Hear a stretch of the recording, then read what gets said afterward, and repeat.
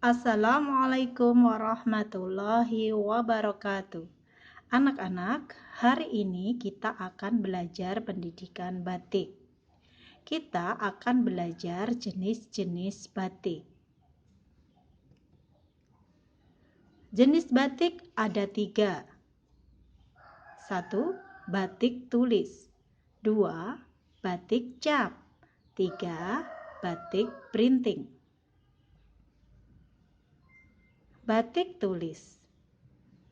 Batik tulis dihasilkan secara tradisional, dikerjakan dengan tenaga manusia. Waktu pembuatannya lama. Harga batik tulis lebih mahal. Sekarang perhatikan alat dan bahan untuk membuat batik tulis. Lihat gambarnya ya. Malam. Perhatikan, ini malam atau lilin. Yang kedua, pewarna. Yang ketiga, canting. Yang keempat, ada wajan dan kompor. Kompor bisa menggunakan kompor minyak.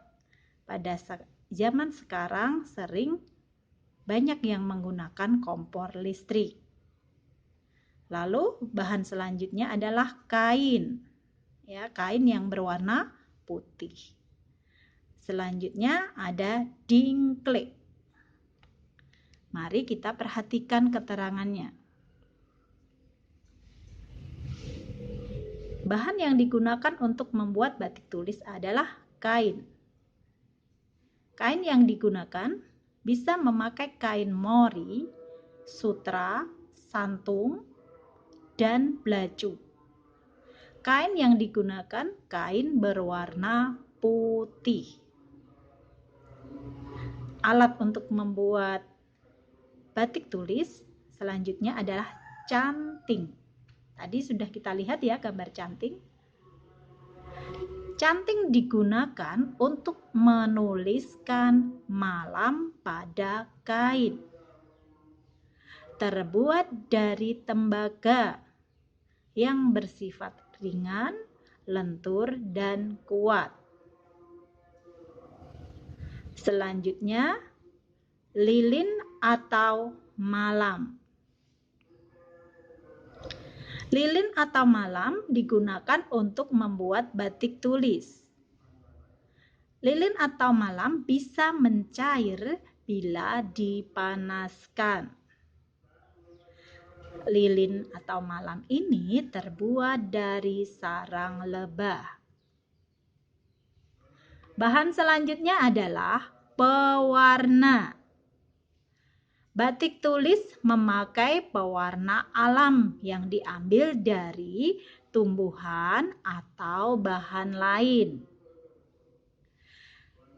Batik tulis yang digunakan atau yang diambil dari tumbuhan adalah sebagai pemberi warna.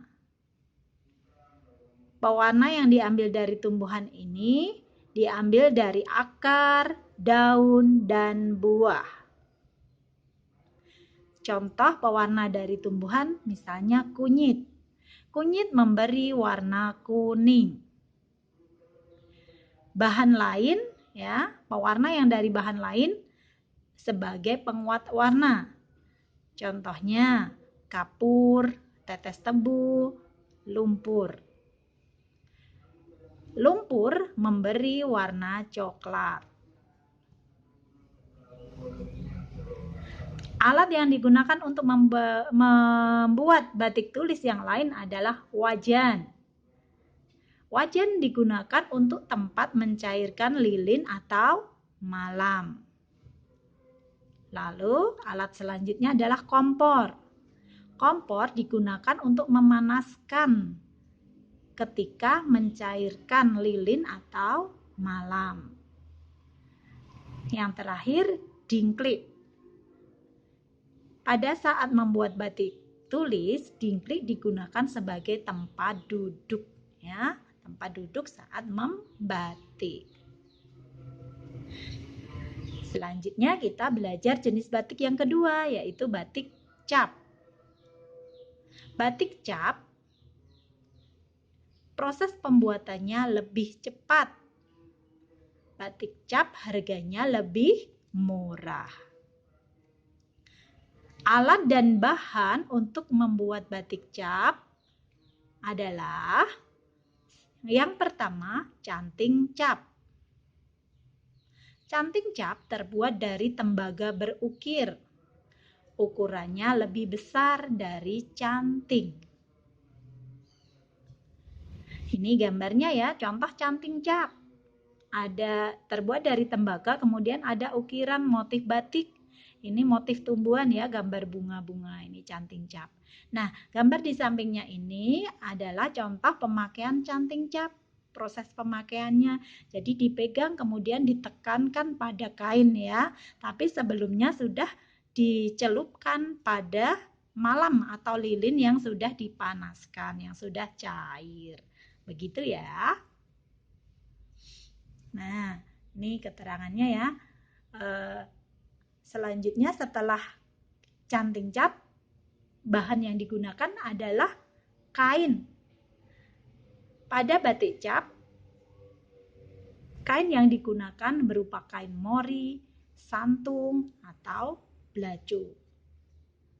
Lalu bahan selanjutnya adalah pewarna. Nah, batik cap memakai pewarna buatan dari zat kimia. Misal, naptol, indigosol, rapidosol. Ini disambung ya, rapidosol ya. Maaf ini nggak ada komanya, rapidosol gitu ya. Lalu yang terakhir adalah batik printing. Batik printing dibuat dengan disablon. Dengan cara apa? Disablon. Batik printing pembuatannya lebih cepat. Harganya murah. Nah, batik printing ini biasanya dibuat di pabrik-pabrik ya. Contoh batik printing itu misalnya seperti seragam-seragam sekolah, seperti itu. Begitu ya anak-anak. Jadi kita tadi sudah belajar jenis-jenis batik. Ada berapa?